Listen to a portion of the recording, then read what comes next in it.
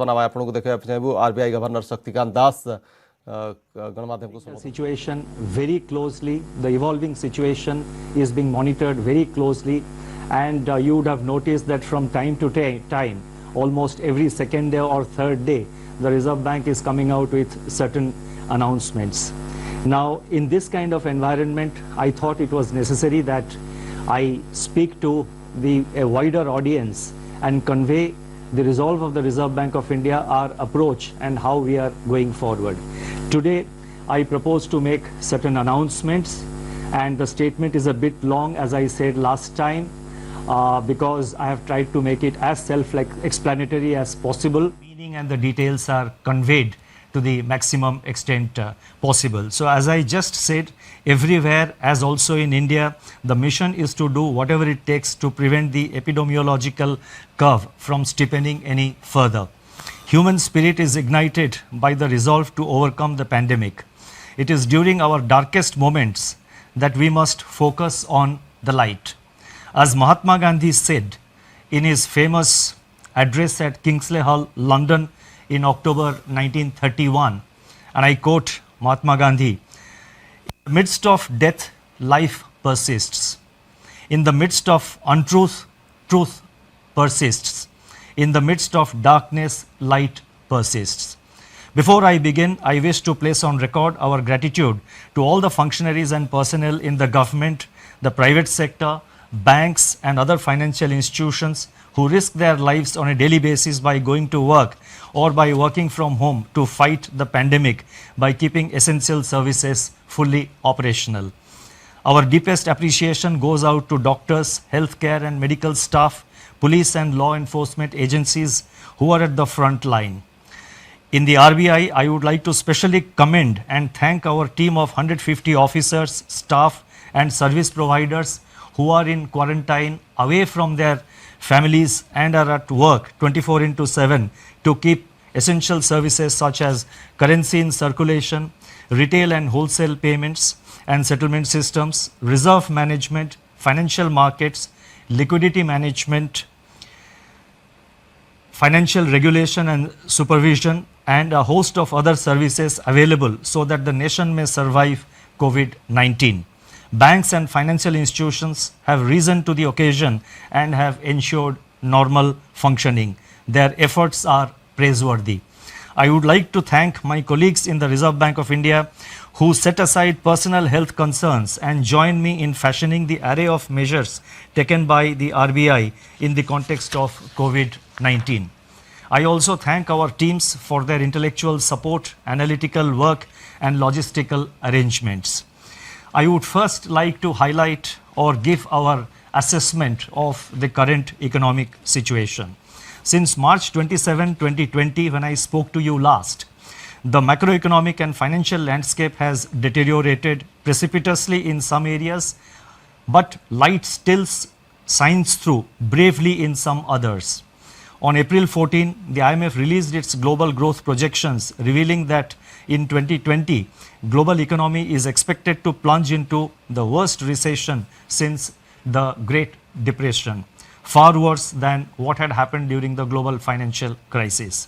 The IMF's economic counselor has named it the Great Lockdown, estimating the cumulative loss to global GDP over 2020 and 21 at around $9 trillion, which is greater than the economies of Japan and Germany combined. Within this downturn, the projections are replete with even sharper declines in output in various countries. India is among the handful of countries that is projected to cling on somewhat tenuously to positive growth at 1.9%. In fact, this is the highest growth rate among the G20 economies as estimated by the IMF.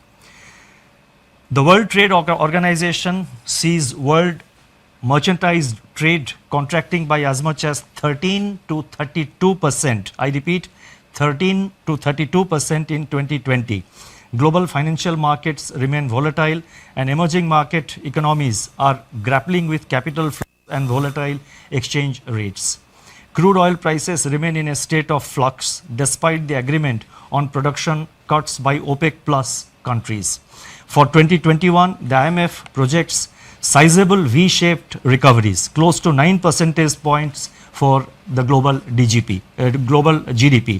India is expected to post a sharp turnaround and resume its pre-COVID, pre-slowdown trajectory by growing at 7.4% in 2021-22.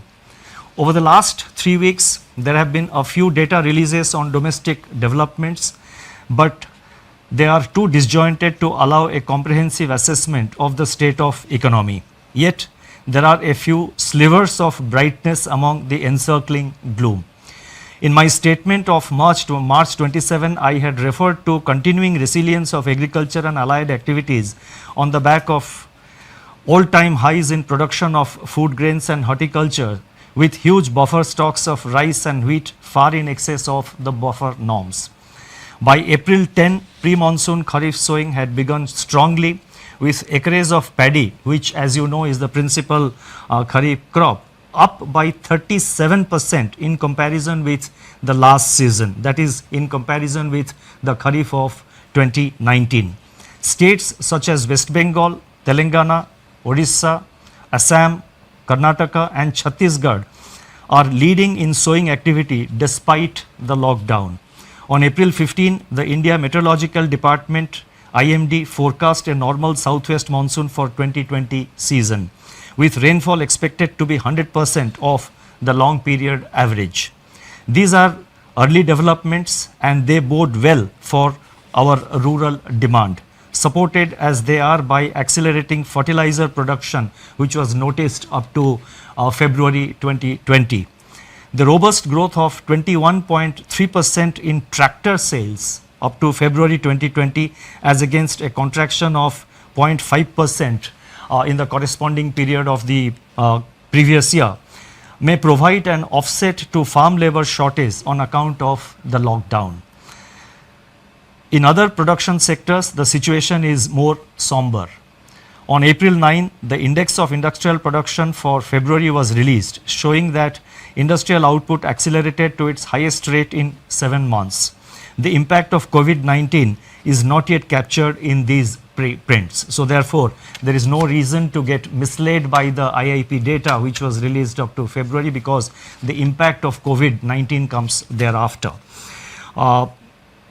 More tellingly, however, the revival in electricity generation, a coincident indicator of demand that had commenced from January 2020, has been halted by a sharp fall in daily demand in the range of 25 to 30% after the lockdown announcement on March 25th. Automobile production and sales, port freight traffic declined sharply in March, as recently released data indicates. The Manufacturing Purchasing Managers Index, that is PMI, for March 2020, which was released on April 2, was the lowest in last 4 months. Notably, suppliers' delivery time lengthened for the first time in 5 months, indicating supply disruptions. The April 6 release showed that services PMI declined into contraction in March 2020, pulled down by a sharp downturn in export business, new domestic orders and employment. In the external sector, the contraction in exports in March 2020 at minus 34.6% has turned out to be much more severe than during the global financial crisis. However, amidst all this, the level of foreign exchange reserves which we have continue to be robust at US dollar 476.5 billion on April 10th, equivalent to 11.8 months of imports. Turning to the status of banking operations since the nationwide lockdown was imposed by the Government of India, the RBI has taken a number of steps to ensure normal business functioning by the entire banking sector. As a result, payment infrastructure is running seamlessly. Banks have been required to put in place business continuity plans to operate from their disaster recovery sites and or to identify alternate locations for critical operations so that there is no disruption in customer services. Our data show that there was no downtime of internet or mobile banking. On an average, ATM operations stood at 91% of the full capacity. The average availability of business correspondents is over 80%. Regional offices of RBI have supplied fresh currency of rupees 1,20,000 crores from March 1 till April 14th to currency chests across the country to meet increased demand for currency in the wake of COVID-19 pandemic. Banks have indeed risen to the occasion by refilling the ATMs regularly despite several logistical challenges. In my statement of March 27, I had indicated that together with the measures announced on March 27, the RBI's liquidity injection was about 3.2% of GDP since February 2020 MPC meeting. And as you would recall, the February MPC meeting, the announcements were made, if I recall correctly, on 6th of February. So from 6th February 2020 till March 27th, including the announcement made on March 27th, RBI had injected liquidity of an amount equivalent to 3.2% of our GDP. Since then, that is since March 27th, surplus liquidity in the banking system has increased sharply in the wake of sustained government spending. Systemic liquidity surplus as reflected in net absorptions. I am talking about net absorptions, that is the difference between the taking into account both the reverse repo and the repo. So therefore, the systemic liquidity surplus as reflected in net absorptions under the LAF averaged at about rupees 4.36 lakh crore during the period March 27th to April 14, 2020. As announced on March 27, the RBI undertook 3 auctions of targeted term repo operations, that is TLTRO, injecting cumulatively rupees 75,041 crore to ease liquidity constraints in the banking system and distress financial markets. Another TLTRO auction of rupees 25,000 crore is being conducted today. In response to these auctions, financial conditions, now this is very important, in response to these conditions, financial conditions have eased. I correct myself, in response to these auctions, financial conditions have eased considerably as reflected in the spreads on money and bond market instruments. Moreover, activity in the corporate bond market has picked up appreciably with several corporates making new issuances. There are also some indications that redemption pressures faced by the mutual funds have also somewhat moderated. Against this background, and as I mentioned that we have been constantly monitoring the situation after considerable internal deliberation and after monitoring the evolving situation, and in our effort to see that the financial system is fully functional, the markets are fully functional, we have in RBI decided to announce certain additional measures, and I would now like to elaborate upon them.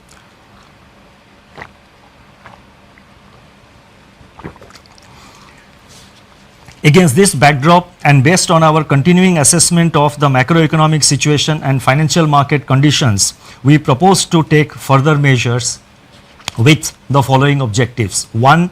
To maintain adequate liquidity in the system and its constituents in the face of COVID-19 related dislocations. 2. Facilitate and incentivize bank credit flows. 3. Ease the financial stress. And 4. Enable the formal functioning of markets. The first set of measures relate to liquidity management. The RBI has moved in a calibrated fashion to ensure conducive financial conditions and normalcy in the functioning of financial markets and institutions. The initial efforts to provide adequate system level liquidity are reflected in sizable net absorptions under the reverse repo operations. With this achieved, the RBI has undertaken measures to target liquidity provision to sectors and entities which are experiencing liquidity constraints and or hindrances to market access. That is, they have a difficulty in accessing the market and they have difficulty of having adequate liquidity with them. LTROs, that is long-term repo operations, which we have undertaken. So these were meant to ensure adequate liquidity at longer end of the curve, longer end of the yield curve. Exemptions from the cash reserve ratio for equivalent incremental credit disbursed by banks as loans in certain select areas and targeted LTROs or TLTROs fall in this category. In this category or in this class and sector specific measures. It is observed that deployment of TLTRO funds so far has largely been to bonds issued by public sector entities and large corporates, especially in primary issuances. The disruptions caused by COVID-19 have, however, more severely impacted small and mid-sized corporates, including NBFCs and MFIs, in terms of their access to liquidity. So we have therefore decided to undertake what we call TLTRO operations 2, that is TLTRO 2.0. Accordingly, it has been decided to conduct targeted long-term repo operations TLTRO 2.0 for an aggregate amount of rupees 50,000 crore to begin with. Please mark my words, rupees 50,000 crore to begin with in tranches of appropriate sizes. Based on our assessment of the evolving situation and based on the pattern of utilization of this 50,000 crore by the market and in the market, it is always open for RBI to step up this amount beyond 50,000 crores as per requirement or as may be necessary to see that various segments of the market, various segments of the MFIs, the NBFCs and other institutions in terms of liquidity, they remain well lubricated. The funds availed by the banks under TLTRO 2.0 should be invested in investment grade bonds, commercial paper and non-convertible debentures of NBFCs with at least 50. तो आपण शुणुले RBI governor Shaktikanta Das जो भाव में corona